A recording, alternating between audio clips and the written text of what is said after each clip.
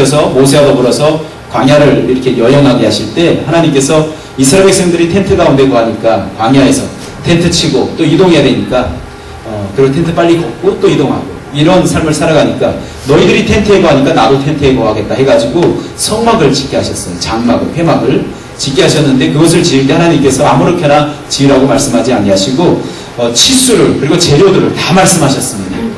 그대로 만들어야 되는데 그대로 만드는 일이 일반적인 사람이 그걸 만들 수 없을 정도로 아주 정교한 것들입니다. 그런데 이 부살렐이라는 사람이 조각하는 거 그리고 그런 거 재단하고 또 그걸 만드는 데 있어서 탁월한 지혜가 있었던 사람입니다. 성경에는 이 사람에게 하나님께서 하나님의 영을 부어주셔서 이런 일들을 잘 감당하게 했다라고 이렇게 말씀하고 있습니다. 하나님의 영이 임하지 않아도 예술적으로 재능이 있는 사람들이 있죠. 그러나 하나님의 영이 임하면 예술적으로 재능이 있었던 사람들이 더 탁월하게 그런 능력들을 발휘하게 됩니다. 예술적인 미술이든 뭐 또 악기를 다루는 것이든 무엇이든지 간에 그 사람이 본래 재능이 있다 할지라도 하나님의 영이 임하면 그 사람이 더 효과적으로 더 능력 있게 그런 일들을 감당할 수가 있게 되어집니다. 그리고 기드온이라는 사람 여러분 잘 아시겠죠? 기드온과 300명 용사 이야기 잘 알죠? 미디암족에게 계속해서 괴롭힘을 당할 때 하나님께서 기드온을 세우시고 이 기드온을 통해서 이스라엘 백성들을 구원해 내길 원하셨습니다.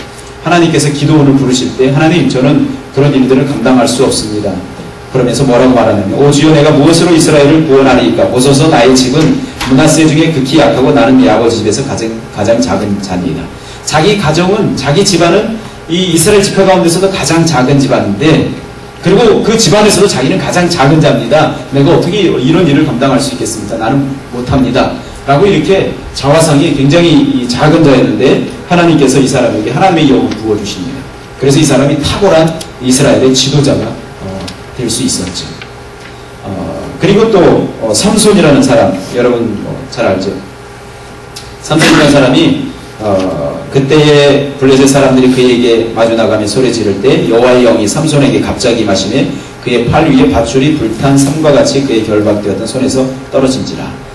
삼손을 이렇게 결박했던 그 끈이 하나님의 영이 임할 때 힘이 세져가지고 이게 끊어졌다. 라고 이렇게 성경이 말하고 있습니다. 사실은 이 귀신이 임해도 귀신에게 사로잡힌 사람들도 이렇게 이야기를 들어보면 보통 힘이 안 내려가지고 젊은이들이 감당을 못한다고 그래요. 실제 들었던 얘기 중에 한 가지는 할머니가 귀신 들어오는데 청년 4-5명이 할머니를 붙잡으려고 해도 이 할머니가 그냥 뭐 온갖 잡신대로 이름을 다 부르고 이렇게 버리면 다 떨어집니다. 실제로 봤던 목사님입니다. 그리고 뭐 우리 서울 여의도 순복음교회 목사님 그 간증기에 보면 나오는 얘기 중에 한 가지가 비 오는 날 처녀가 귀신 들렸는데 이 옛날 집이죠. 기아집 같아요. 비가 오는데 그 기아집 천장으로 막 뛰어다니죠. 맨발로 미끄러지지 않고. 무당들이 작두 타는 무당들 있죠. 진짜 무당들. 귀신 들려서 하는 거죠. 귀신이 들려도 그런 힘이 생기는데 하나님의 영이 임하면 특별히 그런 삼손 같은 경우 그런 힘이 생긴다. 오늘날에도 마찬가지죠. 이런 사실은 삼손을 묶었던 이런 물리적인 이런 밧줄보다 사실은 우리들 안에 있는 여러 가지 나도 모르게 매여 있는 그런 것들이 있습니다. 두려움, 또 악한 습관, 중독들, 또 나쁜 성질, 조상 대대로부터 내려오는 어떤 그런 상처들, 시기, 질투, 음욕, 뭐 여러 가지 어둠의 세력들이 묶고 있는 그런 묶음들이 있습니다. 그런데 성령께서 임하면 그런 묶음들이 다 풀어지고 끊어지는 그런 역사들이 일어나게 된다. 그리고 이사야 예언적 사역 이렇게 말씀하고 있는데 성령이 임하면 그 사람이 예언하는 이런 예언의 은사를 받는 사람들도 일어나게 됩니다. 나중에 방언에 대해서 얘기하겠지만 방언의 은사가 중요한 이유 중에 한 가지는 방언을 이렇게 하다 보면 방언이 다른 은사를 여는 역할을 하는데 방언 기도하다 보면 이 방언 나중에 통변이 되죠. 통변이 되면 예언의 은사까지 이어집니다. 그런데 그래서 방언 은사가 중요하다고 말을 하고 강조를 많이 하는데 이 이사야 같은 경우는 예언적 사역을 아주 놀랍게 감당했던 사람인데 이 사람은 700년 후에 오시게 될 메시아에 대해서 예언했던 사람이에요.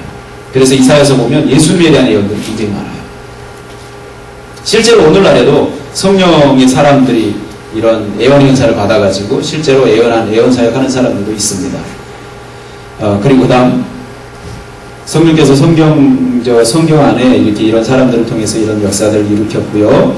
또 성령은 어떻게 해서 이렇게 사람들 가운데 역사하게 되었고 또 인간 안에 또는 세상 창조 안에 이렇게 역사하게 되었는가라는 부분들 성령님은 하나님에 의해서 약속되었다라고 이렇게 말씀하고 있죠.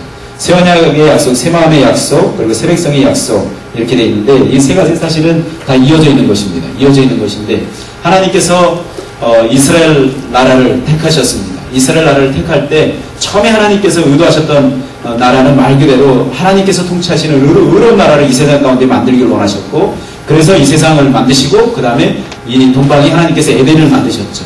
에덴을 창설하시고 하나님께서 에덴을 심으셨다라고 이렇게 표현하고 있어요. 에덴을 심었다는 말은 에덴 동산이 이렇게 자라나고 확장되기를 하나님께서 원하셨다 이 말이죠. 그래서 아담에게 하와에게 말씀하셨죠. 생육하고 번성하여 땅에 충만하라 말씀하시고 그를 통해서 정말 에덴 동산과 같은 그런 세상 그런 곳이 이 세상 가운데 가득하길 원하셨죠. 그런데 아담과 하와가 타락하게 됩니다. 그리고 죄가 들어오게 되죠. 그리고 나서 쭉 이어지다가 인간들이 계속해서 마음과 그 생각이 깊이까지 타락하게 되고 오염되게 되자 노아 홍수 시대에 하나님께서 노아 시대에 홍수를 일으켜서 노아 가족 외에 전부 다 홍수를 심판하시죠. 그리고 노아에게 하나님께서 다시 한번 말씀해 주십니다. 다시 한번 말씀해 주시는데 똑같은 말씀이에요. 생육하고 번성하여 땅에 충만하라는 말씀이죠. 생육하고 번성하여 땅에 충만하라는 말씀하셨을 때는 이 죄가 가득한 이런 사람들이 아니라 죄가 가득한 그런 사람들이 아닌 정말 하나님을 의지하고 하나님을 섬기고 나가는 그런 사람들이 가득한 세상 그런 사람들이 충만한 세상 그런 세상을 만들려고 하나님께서 노아에게 명령하셨는데 노아도 역시 타락하게 되죠. 그것이 11장까지 가게 됩니다. 11장에 어떤 사건이 나오죠? 바벨탑 사건 나오죠. 바벨탑 사건 나오고 사람들이 이제 하나님이 심판하셔도 끄떡없는 세상을 만들자 해가지고 이 사람들이 큰 바벨탑을 만들죠. 그래가지고 이 바벨탑을 하늘 꼭대기까지 쌓자 하고 바벨탑이 하늘 꼭대기까지 쌓아지면 하나님 홍수로 심판해도 우리 뭐 끄떡없으니까 그리고 생육하고 번성하여 땅에 충만한 하나님 말씀 거부하고 우리들끼리 모이자 그리고 하나님 없이도 우리가 살 수 있는 그런 세상 만들자 해가지고